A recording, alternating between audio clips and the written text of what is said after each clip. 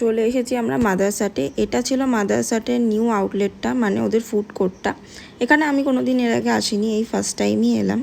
And এন্ট্রান্সটা এরকম ছিল, and then ভেতরে এরকম ছিল ফুড কোর্টটা। বেশ ভালো ছিল, সব ভীষণ লাইটিং দিয়ে ওরা সাজিয়েছিল জায়গাটাকে। অ্যান্ড অনেকের বসার জায়গা ছিল একসাথে। অ্যান্ড এটা হচ্ছে ওদের ওখানকার অনন্যা, যে কিনা ফুড সার্ভ করে মাদারসাটে। আমরা বেশ কিছুক্ষণ বসে ফটো ভিডিও নিয়ে তারপরে ডিসাইড করি কি অর্ডার করব। আমরা ফার্স্টে অর্ডার করেছিলাম ফিশ ফ্রাই, কারণ অন্য কিছু অর্ডার করব ভেবেছিলাম, বাট ওদের তখন সেটা অ্যাভেলেবেল ছিল না।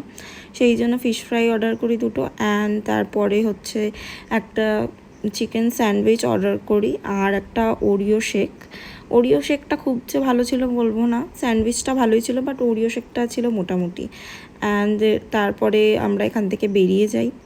তারপরে আমরা আর এখানে বেশি খাওয়া দাওয়া করিনি, কি যেহেতু দিদিভাইদের বাড়িতে অলরেডি হোয়াইট সস পাস্তা খেয়েই ছিলাম, পেটটা ভরেই ছিল।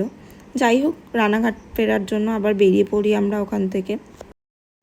তারপর বেশ কিছুক্ষণ পরে পৌঁছে যাই আমি বাড়ি। প্রিয়ম আমাকে বাড়িতে ড্রপ করে চলে গেল। ও এখানে থাকেনি সেদিনকে, ওর বাড়িতে চলে গেছে। আর আমি এখানে 2 সপ্তাহের জন্য ছিলাম বলে আমি বাড়িতে চলে এসেছি। এই যে ও আমাকে ড্রপ করে চলে যাচ্ছে।